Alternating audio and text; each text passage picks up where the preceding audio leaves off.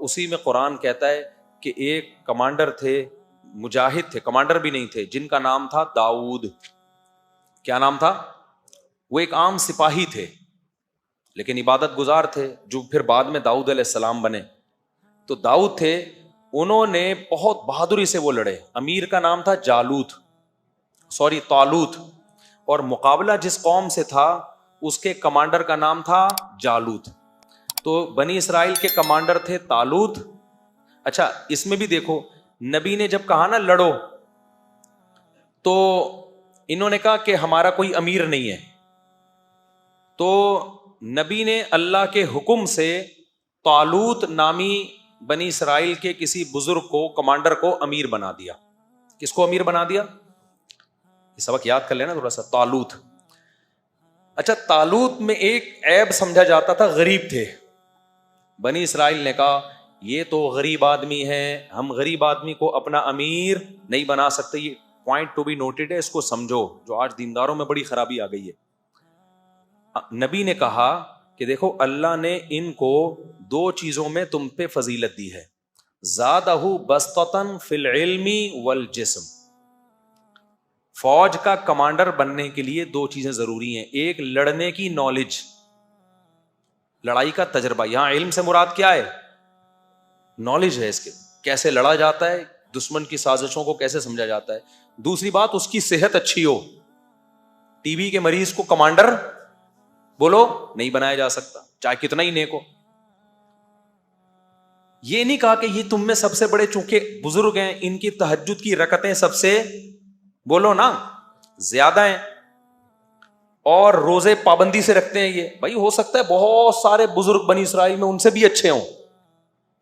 کہا بھائی لڑائی کے لیے جو چیز چاہیے نا، ایک نالج ہونی چاہیے، تجربہ ہونا چاہیے، تجربے سے بھی نالج آتی ہے نا. دوسرا جسمانی صحت خاندانی ہونی چاہیے. تبھی تو ہم واگا بارڈر پہ جاتے ہیں نا، اپنے جب دیکھتے ہیں وہ لمبے لمبے قد، تو اچھا لگتا ہے ہمیں صحت. میں برما گیا، وہاں کی میں نے آرمی دیکھی، میں نے کہا یار ان کو تو گرفتار کرنے کا دل چاہ رہا ہے. وہاں سب بیچارے چھوٹے چھوٹے سے ہوتے ہیں، تو میں نے کہا ان کا میرا دل چاہ رہا ہے میں ان کو خود گرفتار کر لوں، لیکن خیر ان کے پاس بندوق بھی ہوتی ہے. تو یہ بھی ایک خوب سمجھ لو کہ جو کام جس سے لینا ہے نا، اس میں اس کی اہلیت کا ہونا ضروری ہے. آج یہ بھی ایک بڑا مسئلہ ہے، نیک اور بزرگی کو دیکھا جاتا ہے، یہ بھی دیکھا جائے گا. دوسرے نمبر پہ فقہائے کرام نے عقیدے کی کتابوں میں یہ مسئلہ لکھا ہے کہ مسلمانوں کا کمانڈر بنانے کے لیے، بادشاہ بنانے کے لیے، خلیفہ بنانے کے لیے، اگر آپ کے پاس دو بندے ہوں، ایک کے پاس تجربہ ہے اور نالج ہے، اسے ملک چلانا آتا ہے، دوسرے کے پاس تقویٰ ہے، للہیت ہے، ملک چلانے کا تجربہ نہیں ہے، تو جو تجربے کار ہے نا اس کو فوقیت دی جائے گی. دیکھو ملک چلانا گاڑی چلانے سے زیادہ مشکل ہے یا نہیں ہے؟ مجھے ایک بات بتاؤ. ابے کیا ہو گیا بھائی، ملک چلانا گاڑی چلانے سے زیادہ مشکل ہے یا نہیں؟ آپ نے کبھی ایسا ہوا کہ گاڑی چلانے کے لیے 4 مہینے لگے ہوئے بزرگ کو بٹھا دیا کہ کوئی بات نہیں چلانی نہیں آتی لیکن اتنے پہنچے ہوئے ہیں نا، اللہ ان کی مدد کرے گا انشاءاللہ، کیونکہ بہت نیک ہیں لہذا اللہ ان کی مدد کرے گا. اور بھائی اللہ نے کب کہا کہ میں مدد کروں گا؟ وہ ٹھوک دے گا گاڑی کو. اس میں کوئی سٹا لگانے والا چرسی ہیروئنچی ہوگا نا، لیکن چلانی آتی ہوگی. آپ بولے کہ تو بیٹھ جا بھائی، وہ بزرگ بھی بولیں گے بیٹا تو چلا لے، میں پیچھے بیٹھ کے اللہ اللہ کر رہا ہوں. تو مقصد اللہ اللہ کا ہرگز مذاق اڑانا نہیں ہے. ذکر کی اسلام میں جتنی فضیلت ہے بے انتہا فضیلت ہے، لیکن جو جس کام کا اہل نہیں ہے اسے وہ کام سونپ دینا یہ تباہی اور بربادی ہے. اور یہ آج مارکیٹ میں ہول سیل کے حساب سے ہو رہا ہے، سمجھتے ہو؟ تو ان کا کمانڈر بنا دیا طالوت کو بنی اسرائیل کے. یہ تاریخ کا سمجھنا ضروری ہے آپ کو. اب جب طالوت کمانڈر بنے ہیں، بنی اسرائیل نے کہا ہم نہیں مانتے، انہوں نے کہا ماننا پڑے گا بھائی، ان کے جسم بھی، صحت بھی اچھی ہے اور علم بھی ان کے پاس زیادہ ہے. مجبوراً مانا انہوں نے. پھر جا کے لڑائی ہوئی ہے، لڑائی میں 1/3 تو بنی اسرائیل ہی ویسے ہی بھاگ، بلکہ 1/3 نہیں 2/3 بھاگ گئے. جنگ تھی وہ، اور اللہ کی نافرمانی بھی کی انہوں نے، میدان جنگ میں گناہ بھی کیا، گناہ سے اور حوصلہ پست ہوتا ہے. تو جب 2/3 تو بھاگ گئے، 1/3 رہ گئے، انہوں نے اللہ سے دعائیں مانگی، ربنا افرغ علینا صبرا، اے اللہ ہم پر صبر کو انڈیل دے. وثبت اقدامنا، اور ہمارے قدموں کو مضبوطی سے جما دے. یہ بڑا پیارا منظر ہوتا ہے خدا کی قسم. جب اللہ کا حکم ہو لڑنے کا اور آپ اللہ کے حکم پہ ٹھہرے ہوئے اور آپ کمزور ہو، پھر یہ دعائیں مانگنے کا بڑا لطف ہے. اے اللہ ہمارے قدموں کو جما دے، ہم پیچھے نہ ہٹیں.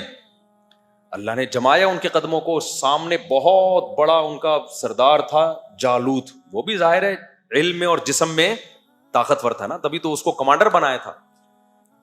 اور جب کافر لوگ کمانڈر بناتے تھے نا تو پھر وہ شکل بھی دیکھتے تھے کہ جتنی ڈرونی شکل کا آدمی ہے نا اس کو بنایا جائے. یہ تو پھر بھی نہاتے تھے نا مسلمان، وہ لوگ تو نہاتے بھی نہیں تھے کہ وہیں سے بدبو سے ہی پوری فوج دیکھ کے بھاگ جائے دور. نہانا وہانا تو اب سیکھا ہے گوروں نے، 100-150 سال پرانا قصہ. اس سے پہلے کا خلافت عثمانیہ کے دور میں جب کوئی فرانس کا یا کوئی UK لندن وغیرہ کا شہزادہ آتا تھا نا، یا کوئی ملکہ بادشاہ سے ملکہ سے ملنے، تو تاریخی کتابوں میں لکھا ہوا ہے کہ اس کو پہلے واش روم میں سروس ہوتی تھی اس کی، اس کے بعد بادشاہ سے ملوایا جاتا تھا. ان میں رواج نہیں تھا. تو اب کیا ہوا ہے کہ اسی جو طالوت کی قوم میں جو ہے نا، طالوت کے جو ماتحتوں میں ایک فوجی تھے داؤد علیہ السلام ان لوگوں میں تھے جو بھاگے نہیں تھے. اور نہ صرف یہ کہ بھاگے نہیں، جب قوم کمزور ہو، دشمن طاقتور ہو، ایسے موقع پہ بہادری دکھانا بڑے کمال کی بات ہوتی ہے. داؤد علیہ السلام نے ڈائریکٹ ہدف کس کو بنایا؟ جالوت کو. ایسے موقع پہ تو ہر آدمی کہہ رہا ہوتا ہے میں بس ہلکی ہلکی یوں نا تلوار چلاتا رہوں، نمبر آ جائے میرے اور جان بچ جائے. داؤد علیہ السلام نے کیا کیا؟ ہدف کس کو بنایا؟ جالوت کو. بڑی بہادری کی بات ہے. اور داؤد علیہ السلام عبادت گزار بھی بہت تھے. عبادت کے ساتھ یہ چیز ہو تو پھر مزہ ہے. آج جو عبادت زیادہ کرتا ہے اس سے چلا بھی نہیں جا رہا ہوتا، ہلا ہی نہیں جا رہا ہوتا. نیک اتنا ہوتا ہے، بیٹھتا ہے تو پولیس آتی ہے اس کو اٹھانے کے لیے. کولیسٹرول کا پورا ڈبہ بن چکا ہوتا ہے وہ. آپ ماضی اٹھا کے دیکھیں، صحابہ، تابعین. قرآن کیا کہتا ہے؟ وَكَأَيٍّ مِّن نَبِيٍّ قَاتَلَ مَعَهُ رِبِّيُّونَ كَثِيرٌ. کتنے پیغمبر ہیں جن کے ساتھ اللہ والے مل کے لڑے ہیں. تو اللہ والے کیا کرتے تھے؟ پہلے ان پیغمبروں کے ساتھ مل کے لڑتے تھے. تو لڑائی کے لیے جسم کا ایکٹیو ہونا ضروری ہے یا نہیں ہے؟ اگر وہ ہر وقت تیجے 40ویں کی دیگیں پھوڑتے رہتے، حلوے، مانڈے، ربیع الاول کے مانڈے، پھر رجب کے کنڈے، اور پھر تیجے کے کنڈے، پھر فلانے کی دیگ کا ڈھکن، پھر وہ فلانے کی میلاد شریف، اگر یہ سب کچھ کر رہے ہوتے تو قرآن کیا کہتا؟ وَكَأَيٍّ مِّن نَبِيٍّ أَكَلَ مَعَهُ رِبِّيُّونَ كَثِيرٌ. معاذ اللہ. بہت سارے پیغمبر ایسے گزرے ہیں جن کے ساتھ ایسے اللہ والے لوگ تھے جو دیگوں کے ڈھکن کھولتے رہتے تھے اور دیگیں پھوڑتے رہتے تھے. قرآن تو کہہ رہے ہیں ان کے ساتھ ایسے اللہ والے لوگ تھے جنہوں نے تھوڑے تھوڑے ہو کے بھی بڑی بڑی طاقتوں کو شکست دی ہے. تو یہ جسم کی ایکٹیونیس کے بغیر، پھرتیلے پن کے بغیر، طاقت اور قوت کے بغیر ممکن نہیں ہے. تو یہ اسلام کا حصہ ہے اپنے جسم پہ محنت کرنا. پھوڑنے پھاڑنے کو نا مذہب سے نکال دو خدا کے لیے. رجب کے کنڈے، پھر ربیع الاول کے مانڈے، اور پھر 11ویں کے حلوے، اس پہ اسلام کا لیبل مت لگاؤ. اسلام کھانے کا حکم نہیں دیتا، اسلام روزوں کا حکم دیتا ہے. سمجھتے ہو؟ روزہ رکھنے والا ایکٹیو ہوتا ہے، پاور ہوتی ہے اس کی جسم میں. کھانے پینے والا ایکٹیو نہیں ہوتا. وہ گھی کا ڈبہ ہوتا ہے، کولیسٹرول کا ڈبہ ہوتا ہے. وہ آج جا رہے ہیں بہت سے، آپ کو لگے گا ڈھکن کھولنے کی دیر ہے. یہ خود دیکھ بن چکے ہیں. ایک تو نیچرلی کوئی موٹا ہو تو وہ تو اللہ کی طرف سے. میں نے بڑے بڑے علماء بزرگ دیکھے ہیں جو نہیں کھاتے لیکن قدرتی طور پہ جسم بھاری ہے. تو صحابہ میں بھی تھے، تابعین میں بھی تھے، اور بہت سارے اہل اللہ تھے ایسے. لیکن میں ان لوگوں کی بات کر رہا ہوں جو کھاتے ہیں، نہ دوڑتے ہیں، نہ چلتے ہیں، کھا کھا کے عجیب حالت ہو گئی ہے. خیر، تو اب جب قتل کیا داؤد نے جالوت کو، تو ظاہر ہے ایک قوم وہ تھی جو 2/3 بھاگ گئے. اللہ کا ان پہ غضب ہوا کہ نہیں ہوا؟ تو اللہ کا جب غضب نافرمانوں پہ ہوتا ہے تو جو ایسے موقع پہ فرما برداری کرتے ہیں ان پہ رحمت بھی تو ہوتی ہے کہ نہیں ہوتی؟ تو رحمت اللہ کی اس پوری جنگ میں سب سے زیادہ داؤد علیہ السلام پہ ہوئی. یہ اس وقت پیغمبر نہیں، نبوت نہیں ملی تھی ان کو. اللہ کہتے ہیں انہوں نے جب بہادری سے لڑے اور جالوت کو قتل کر دیا. آتاہ اللہ الحکمہ، اللہ نے آپ کو نبوت بھی عطا کر دی. اور بالآخر بنی اسرائیل کے بادشاہ بھی کون بن گئے؟ داؤد. پوری خلافت کس کے ہاتھ میں آ گئی؟ بولو، داؤد علیہ السلام. آج بھی یہودی داؤد علیہ السلام کا، وہ ڈیوڈ کہتے ہیں، نام ہی چینج کر دیا انہوں نے. تو بہت زبردست تذکرہ کرتے ہیں. تبھی تو وہ داؤد علیہ السلام کی یادیں کرنے کے لیے کہ ہمارا کیا ماضی تھا. پھر جب داؤد علیہ السلام کو حکومت ملی ہے تو داؤد علیہ السلام کی قیادت میں پھر جہاد شروع ہوا.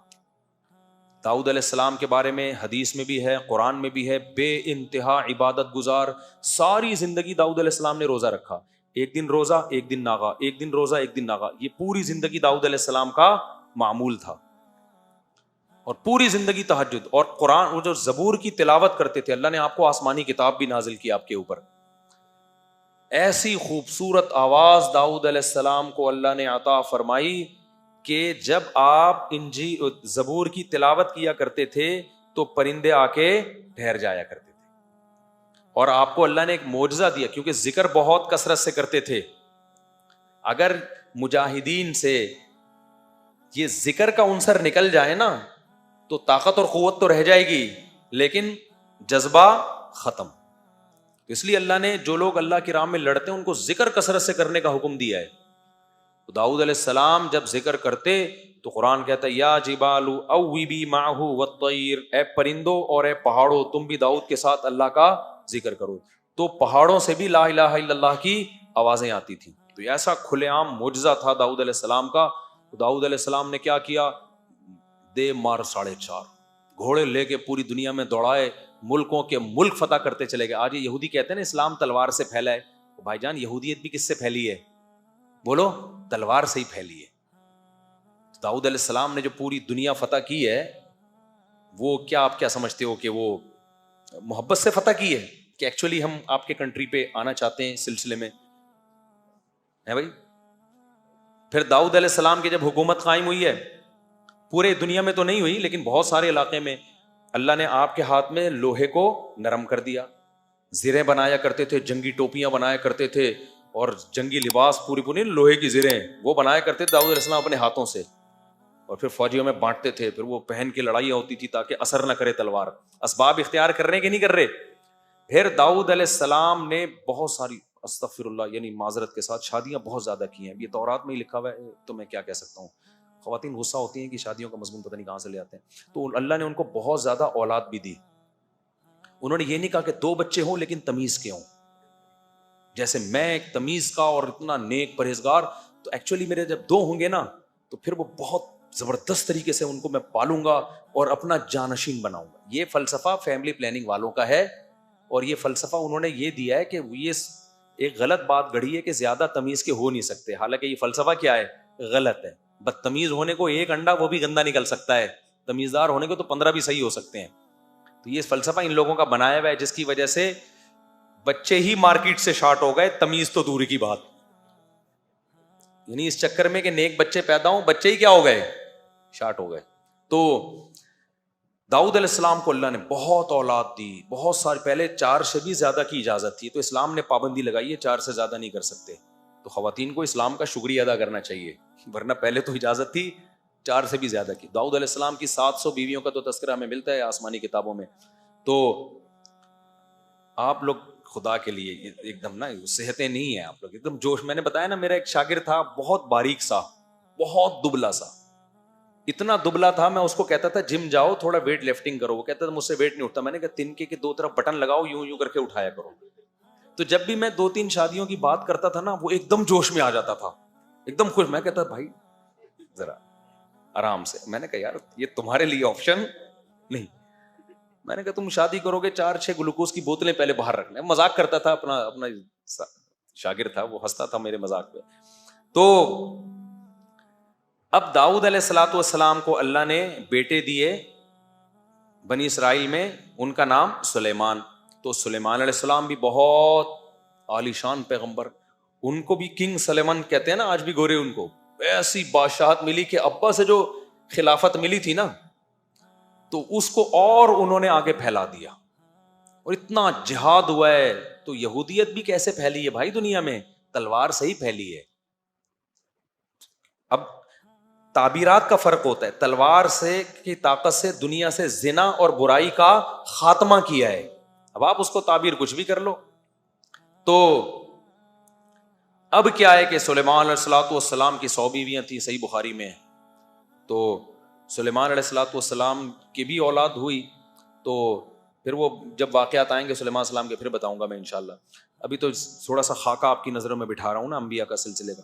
تو سلیمان الصلوۃ والسلام کی بہت بڑی ریاست قائم ہوئی ہے دنیا میں نا. اللہ نے آپ کے جنات بھی آپ کے تابع کر دیے. یہ حرام مصر دنیا کا عجوبہ ہے یا نہیں ہے؟ تو عین ممکن ہے یہ جنات کا تعمیر کردہ ہو.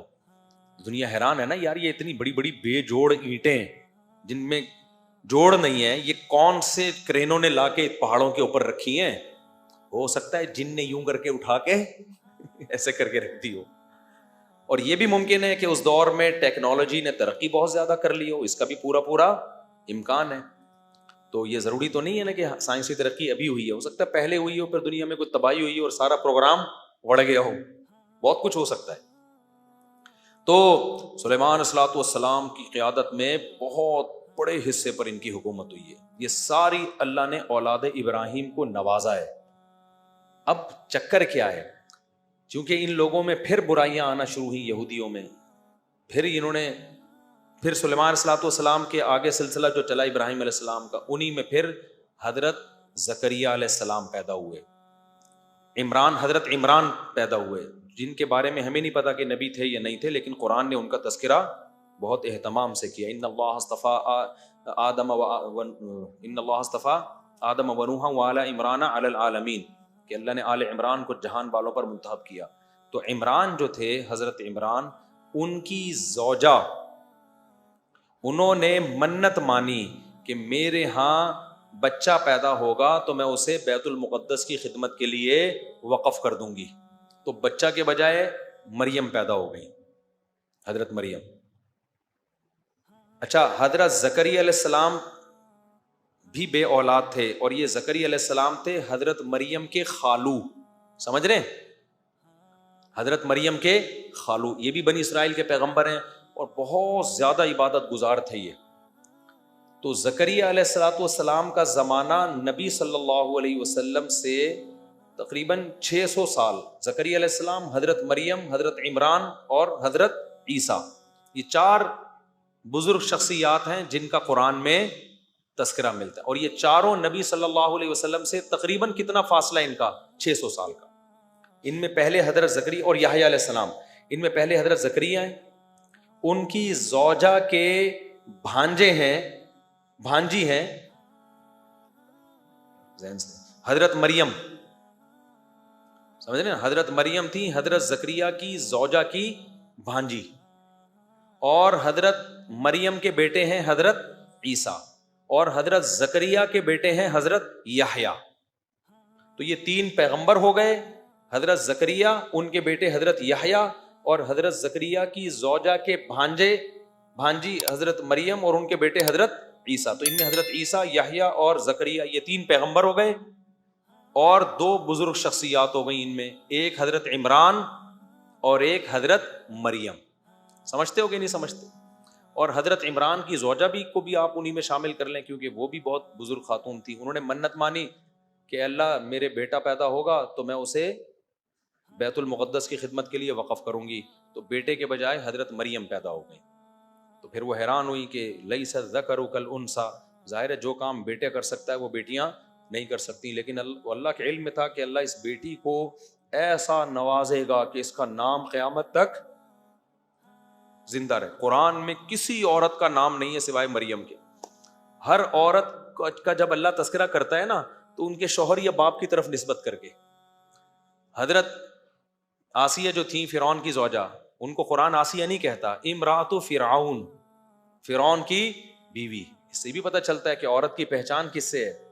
مرد سے ہے، یا باپ سے یا شوہر سے. نسبت اللہ اسی کی طرف کرتا ہے. اور نوح علیہ السلام کی بیوی کافرہ تھی. قرآن کیا کہہ رہا ہے؟ نام نہیں لے رہا، امرأۃ نوح کی بیوی نے کہا. لوط علیہ السلام کی بیوی کافرہ تھی، نام نہیں لیا قرآن نے، امرأۃ لوط کی بیوی کہا. آدم علیہ السلام کی زوجہ جو ہماری ماں تھیں، نام اللہ نے حوا ان کا بیان نہیں کیا، بلکہ اسکن انت و زوجک، اے آدم تو اور تیری زوجہ. تو اس لیے خواتین کو چاہیے کہ اپنے گھر کے مردوں کو تھوڑا سا پروٹوکول دے دیا کریں. لبرل بننے کی کوشش گوروں کی طرح نہ کریں. مرد کو اس سے خوشی ہوتی ہے جب عورت کہتی ہے میں فلاں کی وائف آپ سے بات کر رہی ہوں، میں فلاں کی بیٹی بنت فلاں بات کر رہی ہوں, تو آدمی کا دل تھوڑا چوڑا ہو جاتا ہے, پھر وہ عورت کو اپنا سمجھنا شروع کر دیتا ہے. اور اگر کہے کہ میں مسٹر فلانی بات کر رہی ہوں, میاں کہے گا میں کس سلسلے میں آیا ہوں پھر یہاں پہ. اور یہ گوروں نے بھی تھا, مرسز فلاں تھا, چلتا تھا نا گوروں میں, جب تک ان کا فیملی سسٹم چل رہا تھا نا, مرسز, وہ بھی نام نہیں لیتے تھے, یہ چند سال پہلے کی بات ہے. اب تو گوروں نے بھی مرسز ورسز ختم.